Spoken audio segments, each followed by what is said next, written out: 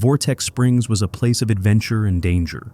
It was known for its deep, underwater caves that called to those who wanted to test their limits. Many divers had come before, hoping to explore the hidden world beneath the water. Some returned with stories of beauty, while others never came back at all. Even though 24 people had already lost their lives there, the risk did not stop new thrill seekers.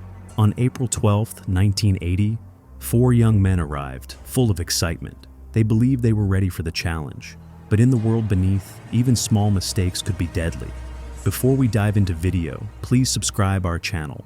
As always, viewer discretion is advised. As the 4 divers entered the water, the bright world above slowly faded away. The deeper they went, the more the silence surrounded them. The only sounds were their steady breaths and the soft movement of water. Vortex Springs was beautiful but deadly. The walls of the cave stretched around them, smooth in some places, jagged in others. They knew they were in dangerous territory, but excitement kept them going. Then, at 250 feet, they saw a bright red stop sign posted deep inside the cave. It was not a suggestion, it was a final warning. Divers without cave certification were never supposed to go beyond this point. The sign marked the place where many had turned back, knowing the risk was too great. But these 4 young men were different. They ignored the warning and moved forward into the forbidden depths. The caves ahead were unknown, filled with twists, turns, and unseen dangers. They believed they could handle it, but Vortex Springs had other plans. With each kick of their fins, the 4 divers moved deeper into the cave, leaving safety behind. The stop sign had warned them, but they didn't stop. They attached a thin guideline behind them, a lifeline meant to lead them back. But in their inexperience, they had chosen a weak and fragile material. The water around them grew colder, and the light from the entrance was long gone. Only their dive lights cut through the darkness, creating eerie shadows on the cave walls. Every turn took them further into the unknown, where even a small mistake could turn deadly. They were now in a place few had seen, a silent world where every movement mattered. The weight of the water above pressed down, and the twisting tunnels made it easy to get lost. There was no turning back quickly. If something went wrong, survival would depend on skill, calmness, and luck. They had crossed the point of no return, but they didn't realize it yet.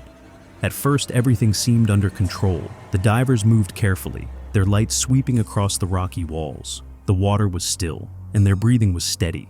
But then, something changed. Maybe it was a sudden shift in the current, or maybe one of them kicked up silt from the cave floor. The clear water turned cloudy, making it hard to see. The exit was now far behind them, and panic started creeping in. They needed to stay calm, but fear has a way of taking over. Their only way back was the thin guideline, but something was wrong. It wasn't leading them to safety, it was becoming a trap. The more they moved, the more tangled it became. The cave that once felt like an exciting challenge now felt like a prison. Their air was running out, their hearts were pounding, and the silence around them turned terrifying.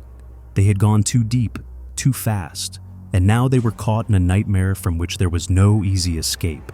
The divers were now trapped in their own worst nightmare. Their thin guideline, meant to lead them home, had become a deadly web. One wrong movement had started the disaster, maybe a fin got caught, maybe someone pulled too hard.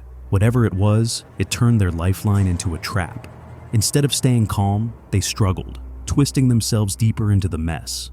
Panic spread like wildfire. Their training told them to stop, think, and act carefully, but fear took over. Their knives were right there, strapped to their legs, but in the chaos, no one thought to use them. Every movement tightened the line, making it harder to escape. Their breathing grew faster, using up precious air. The once exciting cave now felt like a tomb. The walls that had seemed so fascinating now closed in around them. Time was running out, and the choices they made in those final moments sealed their fate. What started as an adventure had become an unstoppable tragedy. Hours passed, but the 4 divers never returned. Other divers at Vortex Springs noticed their absence and grew concerned. Something was wrong. Authorities were alerted, and a rescue team was quickly assembled. Experienced cave divers, trained for the worst, arrived at the scene. Among them was Johnny Manuel, a seasoned expert who had seen many tragic recoveries. They knew this would not be a simple search. It was a race against time. The rescue divers entered the cave, carefully following the path the missing men had likely taken. The deeper they went, the more they feared what they would find. Then, Just beyond the stop sign, they saw a horrifying sight. The four bodies were tangled in their own guideline, motionless and frozen in their final struggle. Their knives remained untouched, still strapped to their legs. The divers had fought to escape, but it only made the trap worse.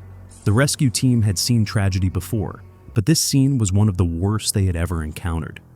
No one knows exactly what happened in those final moments, but experts have tried to piece together the truth. One theory is the panic theory.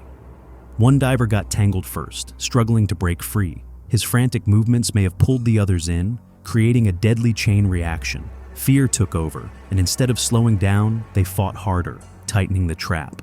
Another possibility is the air supply theory. They simply went too far.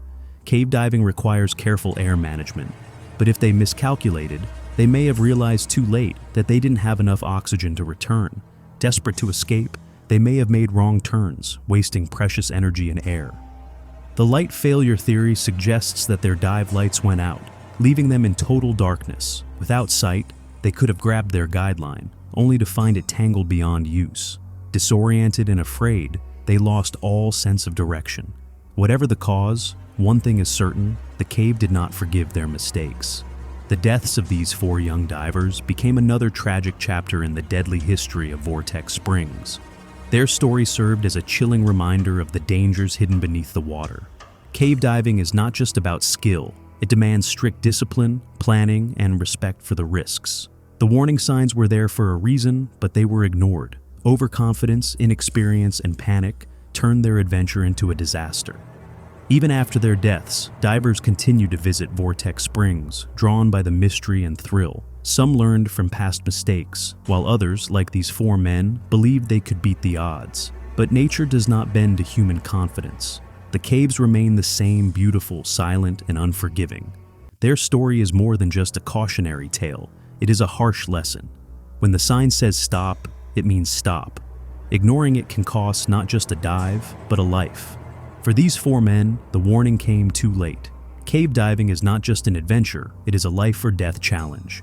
Overconfidence, ignoring warnings, and panic can turn excitement into tragedy. Always respect the risks, follow the rules, and never push beyond your limits. Nature is unforgiving, and one mistake can be your last. Subscribe for more chilling stories.